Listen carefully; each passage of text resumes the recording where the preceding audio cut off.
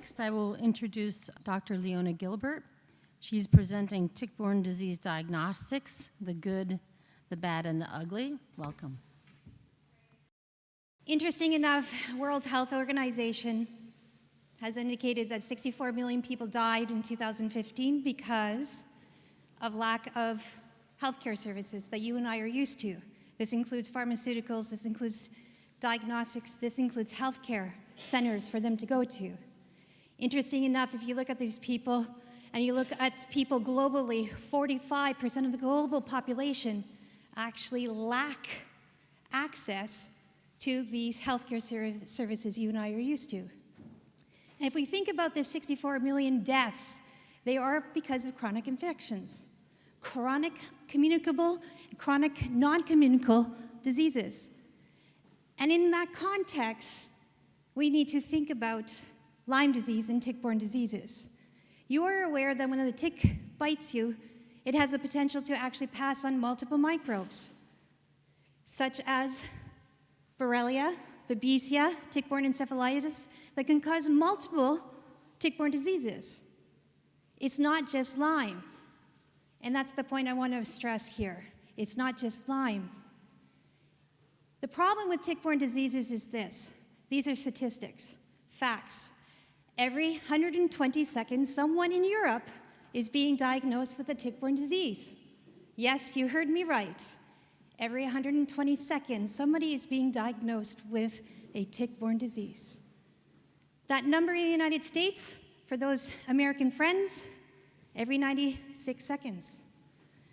And those Chinese friends, every 2 seconds, someone in China is being diagnosed with a tick-borne disease. This is outrageous. We need to do something about this. Interesting enough, if you look where the reported cases are, look at this map. Reported cases of tick-borne diseases. Interesting, look at Australia. There are no patients there suffering from tick-borne diseases. Come on, this is ridiculous.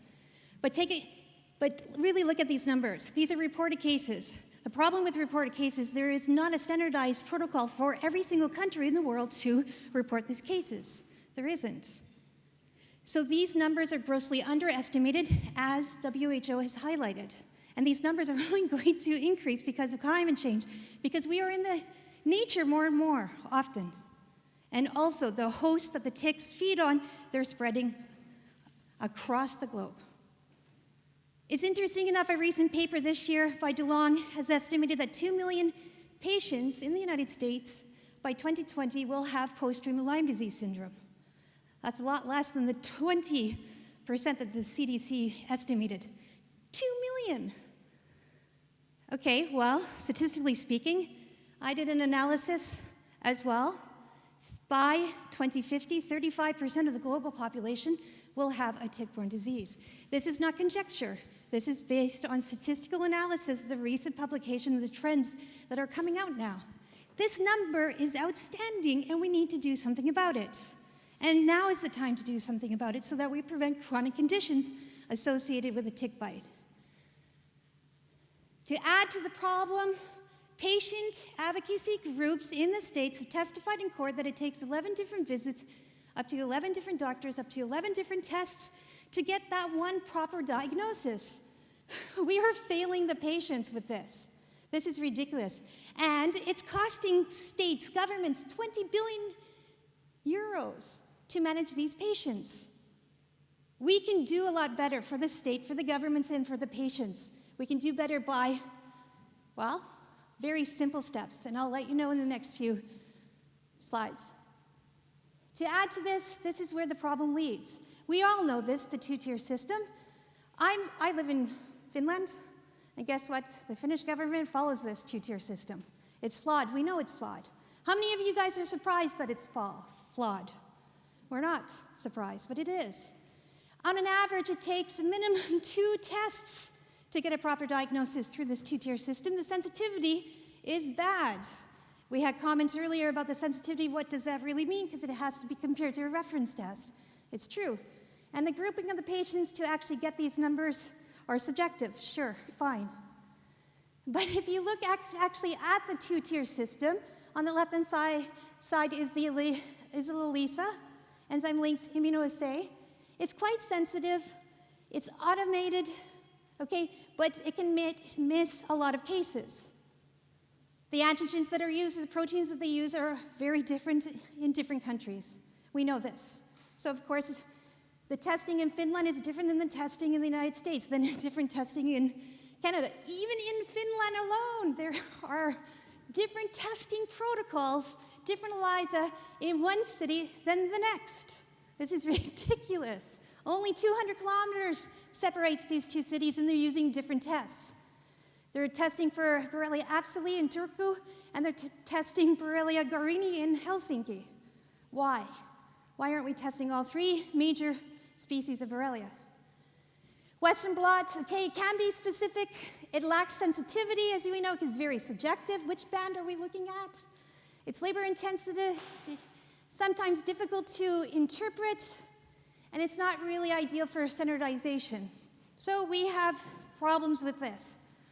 While I'm a scientist, I like challenges, so I want to try to improve this. In addition to the problems with diagnostics, you can see actually the reported sensitivity and specificity here on some of these tests. And it's funny because none of these sensitivities or specificities that are reported here are in peer-reviewed journals. They are on their white papers or IFUs, instructions for use. And it's interesting, if you look at this 100% sensitivity, really? In what, 10 cases? So it's good to know what samples they're using to get these numbers, these performance criteria, the number of patients that are being used here, what are the antigens that are being used here, and so forth. Because this publication by Cook and Puri in 2016 has indicated that the sensitivity ELISAs have only increased 44% in the last 20 years to this 62.3%. That's the average sensitivity of ELISAs that are peer-reviewed, not these ones that are not peer-reviewed up there. But these are quite encouraging ELISAs and sensitivities and specificities. Okay, it builds confidence in some clinicians that are reading this and needing to interpret this. So the real problem with tick-borne diseases is that the diagnostics are slow. It can take up to months to get a proper diagnosis. They're expensive. On an average, in Finland, 300 euros to get that one test, one diagnosis. And that's because they're not updated with the scientific literature, which means the scientific research states that patients are not just suffering from Borrelia, they're suffering from multiple microbes. We all know this, so why aren't the tests reflecting this? Some tests do. They test up to, let's say, 3 different co-infections, but that's about it. We need to do better for the patients. In addition, tests currently do not actually test for this form of Borrelia. Pleromorphic forms means these variant morphological forms that the Borrelia could have. Traditionally, it's a corkscrew-like structure, but it can change forms into these 4 pronounced forms. The corkscrew-like structure. The Borrelia can also have these blebs that are very small, protruding out the membrane, round bodies which are about 2 microns in diameter, and these biofilm-like structures are microcolonies of other people are calling them. No existing test right now, except for mine, tests for these pleromorphic forms. In addition to this, we have been seeing that pleromorphic forms have been called many different things, Sal-Wall deficient, ELF forms. And I'm here to say that they have a cell wall. If you take a look at this round body that has been induced with water, you can see that they have an intact cell wall. It's atypical, of course, but this is an electron microscope zoomed in image of the cell wall, and it's intact. So some really good evidence to suggest this. It's not just one image. We have tons of these images. I show this. If you look at the round body that has been induced in human sera, again, you can see that it has an intact cell wall. To give more evidence that these are round bodies, we take a look actually at the flagella. The flagella, which are those motor proteins that allow that corkscrew-like structure to move the Borrelia, they sit inside the internal membrane. You can see them in green here, and this is just a morphological picture that you can see.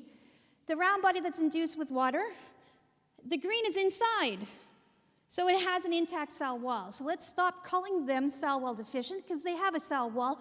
Let's call them round bodies as they should. And again, you can see the same similar structure phenomena of the flagella is inside with human sera-induced round bodies. And interesting enough with the round bodies, and this video is going to play, these round bodies actually revert back. If you take a look at the round body here,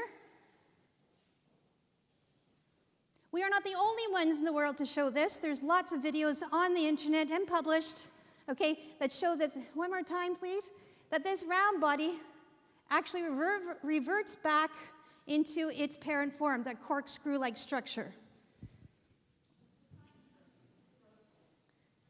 Yeah, that's a good question. This was taken about 5 years ago, and I absolutely forgot. Yeah, I'm really sorry. We took the images real time, but I probably have slowed this down 10 times or 100 times. Yeah, because they revert back quite quickly. And they revert into round body formation quite quickly as well. So if you put them in an adverse environment, less than 5 minutes, they are in its round body form. All right, we're going to now move forward. So we are, as I mentioned, we are not the only ones that have shown that these round bodies revert back to the parent form. And we have a hypothesis in my research group that this is the persistent form. This is a form that can actually cause havoc in these persistently suffering patients. And we're going to test this hypothesis. But interesting enough, just recently, well, I can't say recently, there have been reports since 2003 that antibiotic-tolerant Borrelia burgdorferi persisters exist. And recently, though, there have been accumulation of our colleagues that's sitting here from his lab actually showing that these persisters exist and they are antibiotic tolerant, and that they are important enough to actually address too, because this is probably this reactive arthritis-like symptoms may be because of these persisters. But we have an hypothesis, as I already mentioned, that we think the Borrelia round bodies are the persister forms, or may be an additional persistent form, because I'm sure the microcolony has spirochetes as well as round bodies, because round bodies in itself are capable of evading the immune system, induce in distinct cytokine profiles compared to its parent form, are metabolically inactive, have a dormant morphology. If you put that dormant round body into its natural environment and its natural media, it reverts back into spirochete and starts replicating. And we believe that it has a possible role in Lyme disease pathogenesis because it really can revert back to a parent form. We are not the only ones that have suggested this. There's tons of papers coming out right now that are suggesting that the round body is this persistent form, one of the persistent forms that can cause a pathogenesis in patients suffering from persistent infections associated with a tick bite. And this is a recent paper by Monica Embers that shows actually the persistent coming from an animal that has been treated with antibiotics. In addition, though, to cause more havoc with this testing, the test barely recognizes any co-infections that are coming from a tick bite. It's not just Lyme anymore. There's tons of research to suggest that these patients are suffering from more than just Lyme. Hashtag not just Lyme. But more interesting enough, these patients are also suffering from these opportunist infections. And we are not the only ones to have noticed that these patients, when their immune system is lowered, their CD57 markers are low, natural killers are low, or they're not actually producing a lot of IgG or IgM antibodies to combat infections, they are succumbing to these opportunist infections. It's like you and I going to the hospital having surgery. We're more prone to opportunist infections or hospital-acquired diseases because our immune system is low. Same thing with these patients. This was our hypothesis, and we wanted to test this. So we did. We tested to see if these patients are suffering from not just Lyme, they're suffering from multiple microbes associated with a tick bite, so co-infections, and also could they be suffering also from these opportunist infections? And some GPs sitting here and clinicians sitting here are saying, yeah, we know this. Well, now we have a study that statistically evaluates this. And yeah, we look closely into the CDC-defined cases to see if the CDC patients are actually suffering from these multiple microbes. So this is what we did. We evaluated the polymicrobial immune responses that the patients were suffering from of tick-borne diseases. We did not want to just look at Borrelia. We wanted to look at co-infections and opportunist infections. So what we did in this paper, we did a lot more, but what we did in this paper was we took 432 characterized patients, or individuals. Let's call them individuals at the moment. And we tested them against 20 different microbes that we thought were relevant.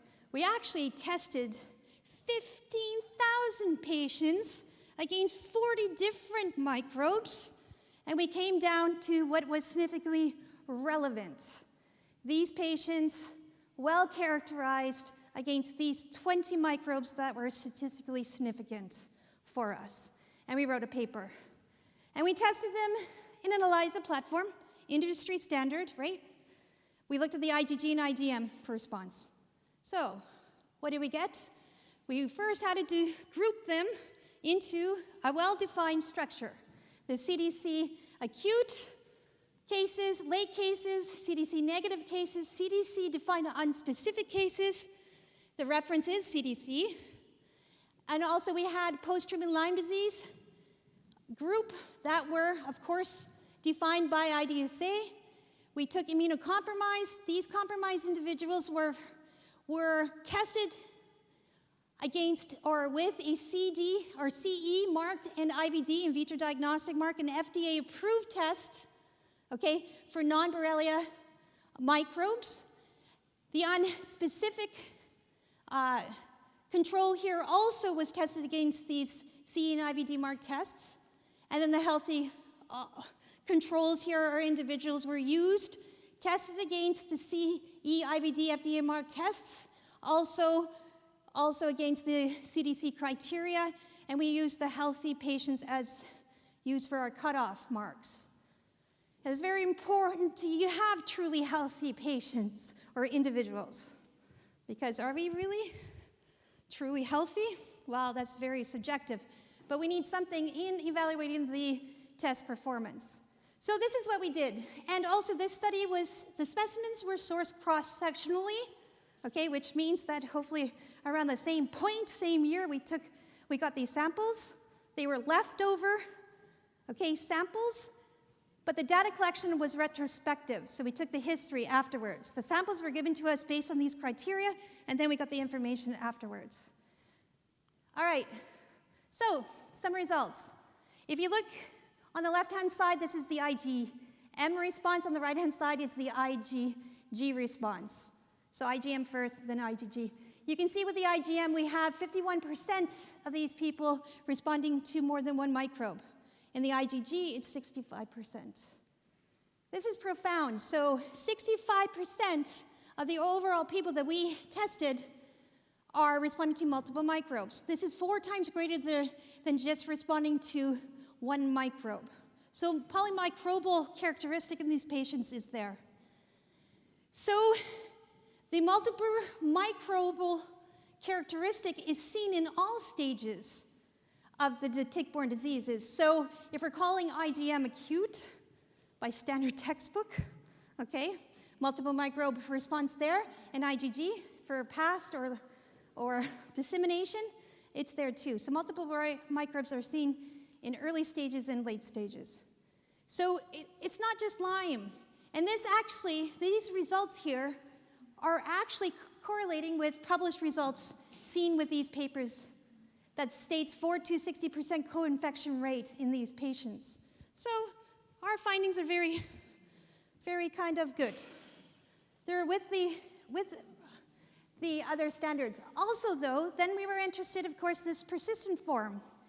If you take a look at the IgM again on the left and IgG on the right, you can see we broke down the response individually by the spirochetes alone, the round body alone, 13% in IgM. When they are together, the multiple microbes, and then no response here. If you look at the IgG, we have 7% of the patients just responding to the spirochete alone, 13% to the persistent form. This is saying that the tests right now are picking up 13% more because of this persistent form. And I'm sure it has an effect in when both of them are together. So the value of the persistent forms in detection is very important, both in IgM and IgG. This is very important. And again, it's not just Lyme. Also in this data to show that multiple microbes on itself are very important here in these individuals.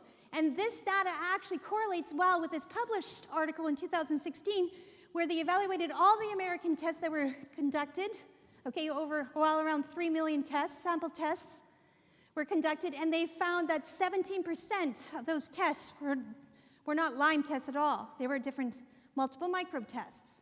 So this correlates quite well with our multiple microbe phenomenon that is being seen in these patients. So multiple microbe phenomenon, it's not just Lyme. So busy slide here, but take note. All the 8 different groups that we put these patients in, and what they're suffering from individually, there's a correlation, co-occurrence. So if I walk you through just the top one, for those CDC positive patients that were put in this category, they have a 40% co-occurrence with Borrelia burgdorferi, 35% co-occurrence with Absolute Guarini. And look at the persistent forms. A higher co-occurrence in acute cases. Same with late stage. And you look at IgG, the persistent form is really co-occurrence nicely with these late stages. In addition, you can see actually other co-occurrence percentages of these other microbes. So the take-away message is not to look at every single box here, is actually the darkest shaded areas are actually the takeaway message. And the takeaway messages are here. 3 out of 4 CDC negative patients were positive for Borrelia persistent form.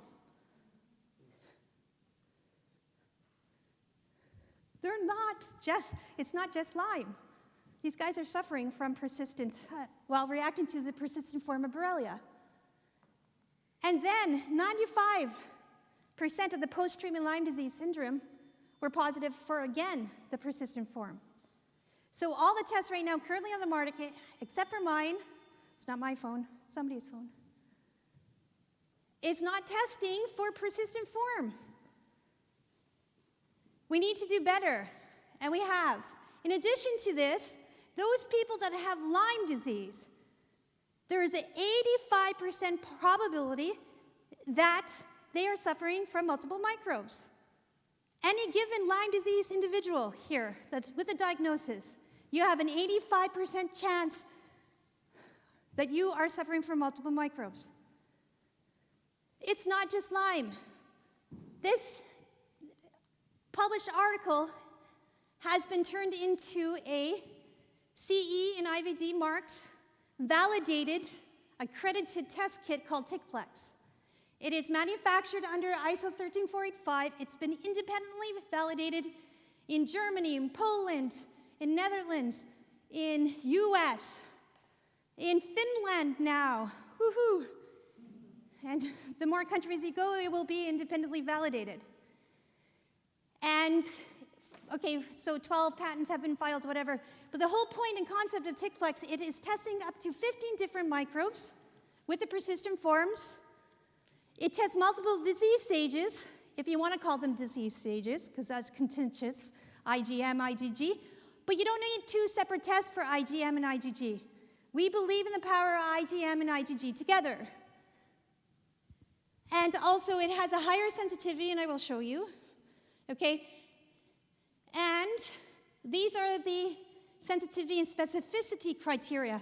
We took reference tests that I will show you in a couple slides that Germany uses, that Netherlands uses, that Finland uses, the golden standard in those countries.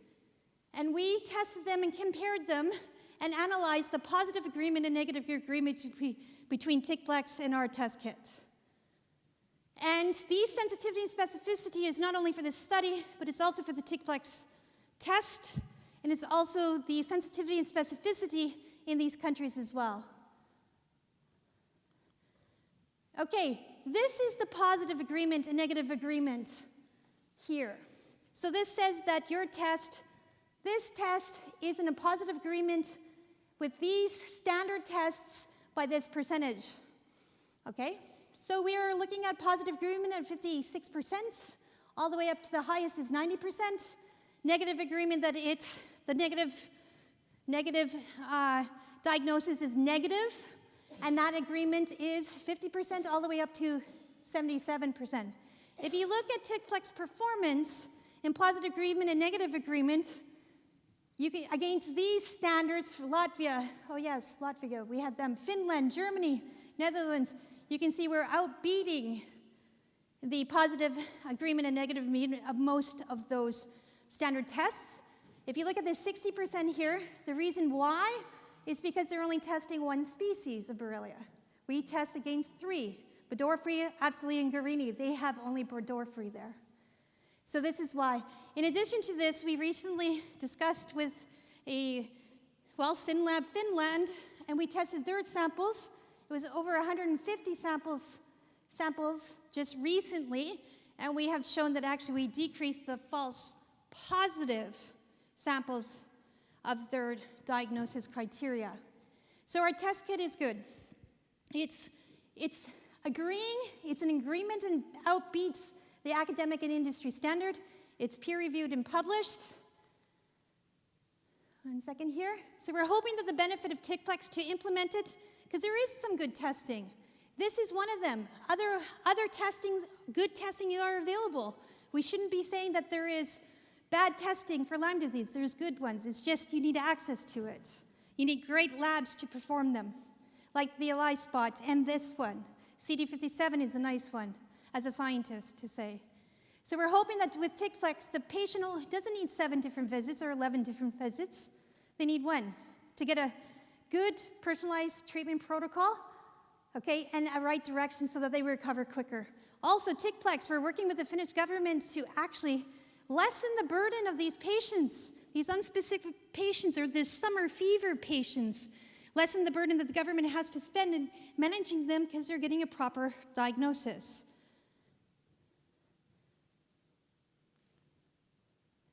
So if you have any questions, please contact us. This article is freely accessible, and I'm here to answer any questions that you may have. Thank you.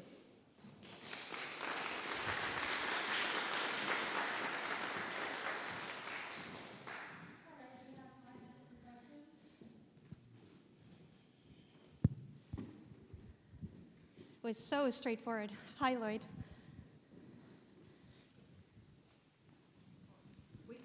We can talk. Hi. Hi. How are you? We'll share. Okay. So the technical question is, what's the similarity between antigens between the vegetative and round body form? Similarities, yes. Okay. So we did a 2D gel electrophoresis on these parent form and the round body, and we saw that there are actually 16 unique spots, proteins that are different. And actually, current work is saying that there's over 300 different genes upregulated and downregulated from Colley's works just recently. But we have shown that there are very specific proteins that are upregulated that we can see and identify and use as antigens in our diagnostic kit. So there are definitely differences in our kit. Yeah. My second question might take longer to answer, but how on earth did you get the Finnish government to cooperate with you? And can we do that in Canada? Well, that's why I'm wearing my ass-kicking boots that I bought in England. Yeah, I know. Actually, I have to say that I'm a foreigner in Finland, and I don't go by the norms. by any means. I'm Canadian living in Finland, and I don't care about the politics there, so I just push forward, and we just push forward. And my team is very international, we just push forward. So being quiet in the beginning and then being loud, and we got actually the government, Finnish government, to give us a hell of a lot of money to validate this study that you just saw, even before we turned it into a commercial product. And it's because they're realizing that actually tick problem is a problem in Finland, and they have to do better. But we do have key opinion leaders that are trying to stop us. I just have a quite. So the Tick-plex Plus, when people bring the Tick-plex Plus to me, I basically say, this is your immunological memory. These are all the infections that you've been exposed to. So it's now the clinician's responsibility, or to try to figure out which one or which multiple ones are causing your disease, or is this past infection, or is it current infection, or is it multiple infections? So that really is still the challenge. Absolutely. I think one of the things I think it'd be interesting to do is to take one patient with early infection with one or multiple microorganisms that are detected, and then follow them sequentially through their journey. Treated, untreated, relapse, incomplete treatment, PTLDS, partially treated Lyme disease syndrome, not post-treatment Lyme disease syndrome. Yeah. Government. So I think it would be I think it'd be very important to, we don't have excellent antigen detection methods for lots of reasons, including volume of, spirochetemia and bacteremia. But I think it'd be really an important study to sequentially follow patients. Have you done that, or can you make a comment on that? Yeah, no, I really appreciate that you're saying this, and this is the limitation as us researchers if we do not work closely with clinicians. I can say that unfortunately we are not doing that yet, because we have 3 patients right now that are post-treatment Lyme disease syndrome that we're following with treatments and testing and stuff. But yes, let's collaborate. You have an acute patient, come, let's do this study together, because I think only through synergy are we ever going to, address these things. So any clinician having an acute patient, please work with us. It would be great to see them long term. Yes, as you don't have a gold standard to be sure of the infection, how can you determine sensitivity with your test? Yeah, we have to rely on the gold standard. We have to. So we had this table, if we go back, this positive agreement, if I can go back here. Here. These are the gold standards that these countries are using. Okay? So if we're positive and they're positive, that's true positive. If they're positive and we're negative, that's false negative. So we have to compare with the gold standard that these countries are using. So whatever our response was, then with these standards. And this is the industry standard to use in regards to this. So this is how we did it. And the categorizing of acute, chronic, late, negative, CDC criteria at IDSA, the clinicians put those patients into those groups, not us. And then we evaluated them. And then, of course, we did this sensitivity specificity criteria. There's no other way that I can think of to do this analysis, to show the robustness. If anybody have any other ideas, let me know. But this is the industry standard. This is what the ISO criteria recommends and mandates that we do. By the way, FDA is following ISO 13485 in the future, so this is one of the things that they have to do, all test kits. So, yeah, sorry. Hi, thank you for the presentation. Sure. I'm Christine Kramer from the National Institute of Public Health in the Netherlands. I have a question, what's the platform of your test? And also, how do you test for cross-reactivity? Because as you know, for instance, Bartonella antibodies are very well known to cross-react with CMV, EBV, for instance. So excellent. Actually, I'm not so surprised to see this then positivities for various Yeah, the microbes? Yeah, the cross-reactivity. So again, we took these patients, we tested them for the Netherlands because we have a customer in the Netherlands, and they gave us 100 samples. They tested it for Bartonella for all the microbes. So we test them with gold standards for all the microbes and ours, and we see if they cross-react. And in those studies, they're not cross-reacting. So if they are negative in there, they're negative in ours. If they're positive in there, they're positive in ours. And so forth. So we look at the patterns, and in this cross-reactivity study, you have to look at the individual if they have multiple microbes, because of course all these tests will pick up these universal positive patients. About 1% to 2% of the patients are positive across platforms, but that's not this cross-reactivity, that's more of an immune dysfunction that's occurring in these patients. So this is how we do it. We individually will test with the gold standard in that country what test they use for Bartonella, and then we see if they're cross-reacting to these samples. Okay. Actually, that's not the standard for the Netherlands, but there No, are these- various tests used, of course. This one, yeah, but it's the standard that this major clinic uses. So Yeah. this is the It's point. just one clinic, yeah. Yeah, Okay. Well, thank you very much. my pleasure. Dr. Gilbert.